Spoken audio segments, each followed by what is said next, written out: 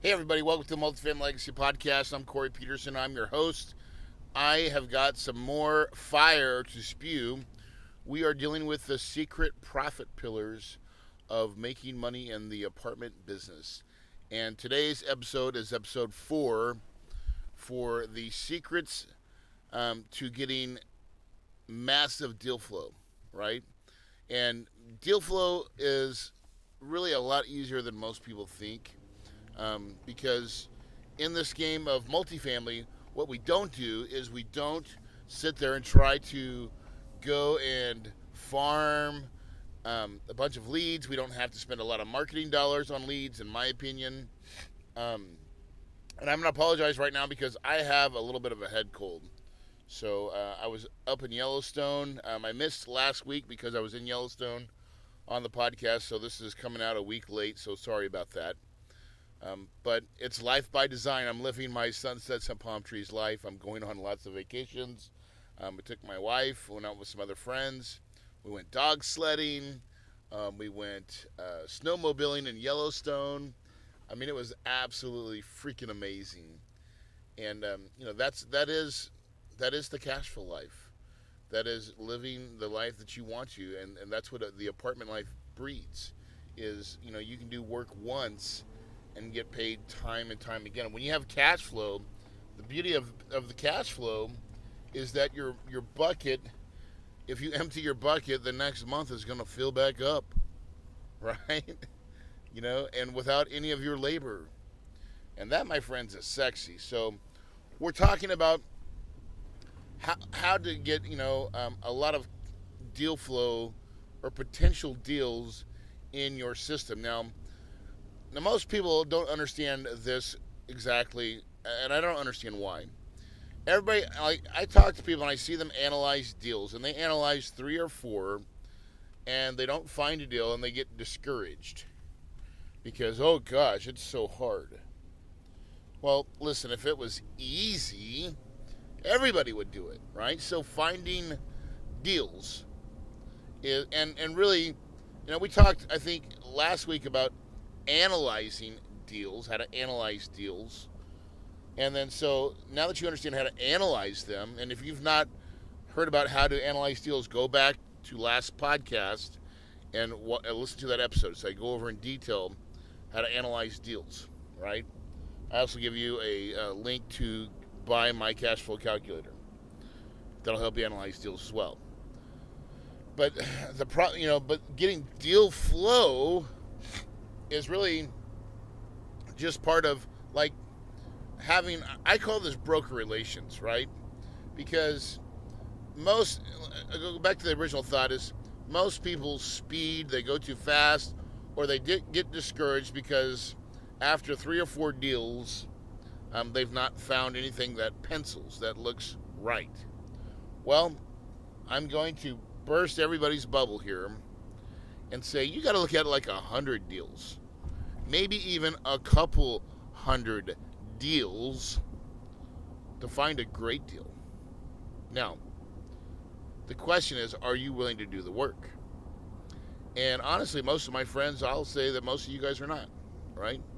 Now, I'm hoping that you are, because it only takes one good deal, one fat, P-H-A-T deal, to make a freaking crap ton of money, to make yourself a multimillionaire. How do I know this? Okay, I know it because I did it, right? One deal set me free for the rest of my life. Are you kidding me? So if I know that one deal can set you free, then who cares how many deals you have to look at, right? So if I have to analyze 100 deals, so what, right?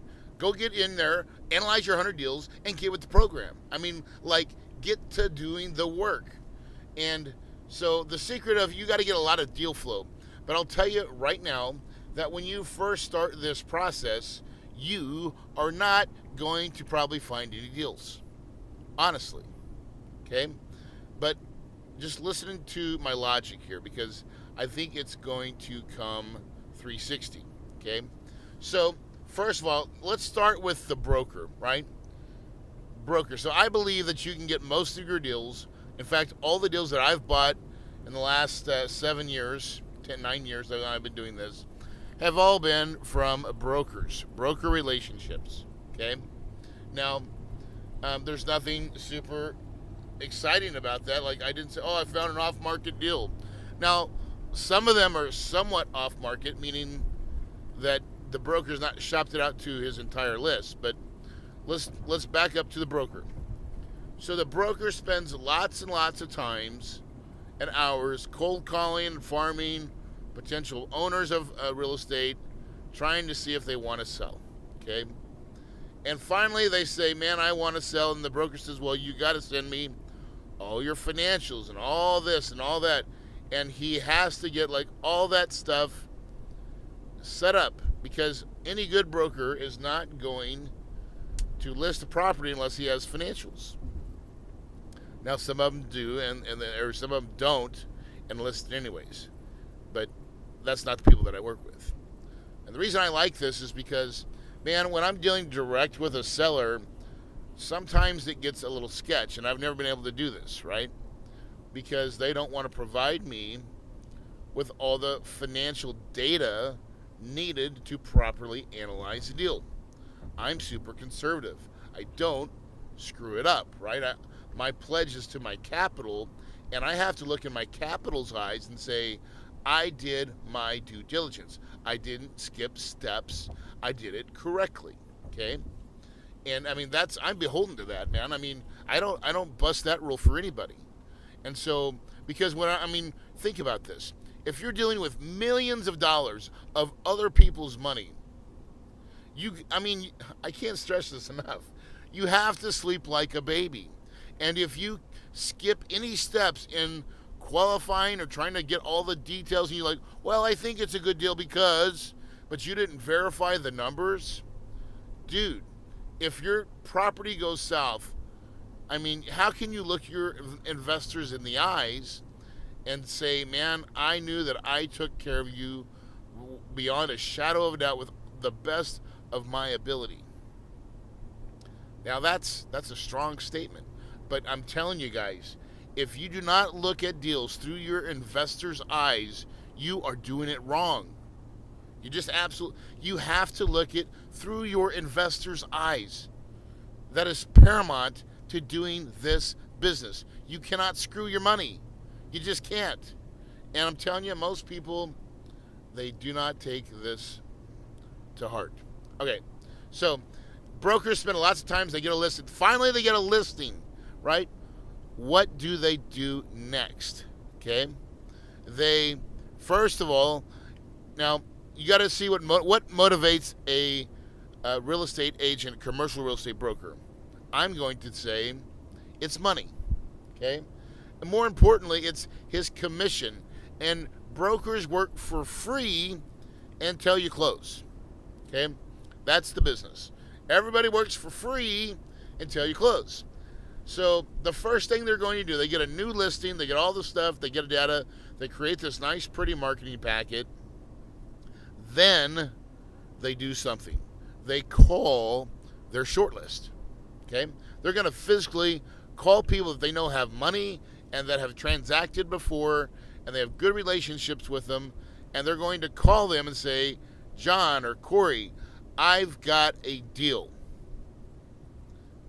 And they're also going to see who it best fits, because every deal, some people like to buy this and some people like that. So I got a buddy, his name's Alex Blavoyevich, right? He sold me a property that was student housing. He knows that I like student housing. When he found another property that looked just like the one I bought, and it was up for sale, and he got the listing, he called me. He called me and said, Corey, I got a deal. And we transacted on that one. Okay? And so this is how it works. So the next thing they do, let's say they do that and nobody calls. Then they're going to market it out to their list, right? Their list. And then once that happens and they still can't get anybody to buy, the next thing they're going to do is market it out to their company's list, right? So if they work for Marcus Millichap or Berkadia, or whatever those brokerages are, that's what they're going to do. And then eventually the last thing that they're normally going to do is they're going to put it on LoopNet, right? LoopNet. Now, so what is LoopNet? LoopNet is a place where you can find multifamily deals, loopnet.com. And in my opinion, it's usually the trash can of all deals. Okay, not always, but a lot of times they are. Because once you put it on LoopNet, you're kind of putting it out there to the world. And what does the broker want to protect? His commission. Okay? If you get another buyer from another broker, he's probably going to have to give up some of his commission. And so if he's selling it to his shortlist, he knows he's going to make both sides of his commission. Okay? So that's the process most of the time. I mean, it's not 1,000% correct, but it's a pretty good idea of how stuff works. Okay? So now, get your pen and paper down or take notes, or make sure you play back this part, because I'm going to give you the formula how to get massive deal flow coming to your inbox each and every day for you to analyze and underwrite. Okay? So the first step is that you go to loopnet.com. I know what you're thinking. You're like, Corey, you just said that's a trash can. Okay, we're not going to LoopNet for why you think. Okay? We're going to LoopNet to go fishing. Okay? And a lot of times, let's say you're living in Phoenix like I do, but the real deals are in the Midwest and the South. And so, and you don't know all the brokers in the Midwest or the South in, like, say, Tucson, Oklahoma. So what I would do is I would go into LoopNet, and I'd go to put in apartments. I want to look for apartments, and I want to look for them in Tucson, Arizona.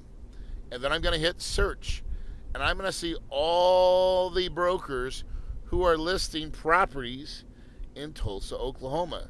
Now, if I didn't know any brokers in Tulsa, Oklahoma, guess what? I do now, right? I do now. And so I'm going to get on their websites, and I'm going to subscribe to every broker's list. Okay, now this is still not sexy, guys. This is still the huff and puff and a lot of work. So eventually, they're going to start getting deals from these people. Now remember, you are still on not even the short list. The goal, by the way, is to get on the short list. Okay?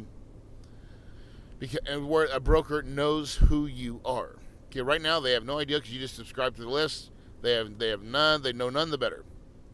Okay, now the next step is they start sending you deals. This is where you have to do your homework. And this is the vital part of the whole process, is that you will then go and underwrite the deal. Every deal they send you that's an apartment. Now sometimes they'll send you a lot of everything. Only underwrite the apartment deals, right? Kick everything out, delete it out of your email box. Underwrite the deal, and within 2 or 3 days, call them back. You're going to call them, by the way. You're going to physically call the broker, and you're going to say, hey, John, you sent this deal out the other day. I've underwrote it, and you're going to tell him why it's probably not a deal. Because most of the deals they're first going to give you are not deals. That's okay. The goal is to get them to create a relationship. So the whole goal of calling the broker and giving broker feedback is to let them know that you are doing the work. Doing the work is vitally important. Okay? That broker, because most people don't do the work. And so when you have honest dialogue and you send him your cash flow calculator or a screenshot of it, right? So he can see it, and you're going to be like, oh, he's going to see that you're actually trying to underwrite deals. Now, this next piece is the most important part, is because how do you get on someone's short list? It has to be because they know you. It's the only way. They have to know, like, and trust you. And that's called a relationship. And most people don't have them. Okay? Most people don't have relationships. So here is what you do. You have to start calling this broker. After a couple times, you're going to have some questions. And you can talk about the market. You're new to the area. You're looking to, what parts of town are good. What's the average cap rate? What, just have him give you some of his experience. And it's okay to say you're new to that market. Okay? You're going to build some rapport. Then after a while, all you have to do is ask this question. This is my favorite question. I've said it many times in this podcast. John, what do you do for fun? And John's going to answer. John's going to answer like something like, well, I like golf. Now, Corey Peterson doesn't golf, so Corey hates golf. So Corey's going to say, well, what else do you like to do for fun, John? Right? But if he says, I like to play racquetball, I'm going to be like, dude, I love racquetball. And we're going to have a conversation about racquetball and, how he's doing and whatever, right? So now, every time I call John the broker now, guess what I'm leading in with? Now, it could be, let's say it's football, right? Or golf or whatever it is. Let's say it's football. John likes football, and he likes the Dallas Cowboys. Man, every time I'm calling John, the broker, I'm like, John, I might even Google what's going on with the Dallas Cowboys, right? I'll try to find out who his favorite player on the team is. And then I'll definitely Google what's going on with that player. And then I'm going to open up with John, how's those Cowboys, right? What's going on with them? How's your player? I see he's doing this. I see he's doing that. Excuse me. So the goal is, man, we're going to have a conversation about what he likes. Like, we're going to, if he likes to ride motorcycles, we're talking about motorcycles.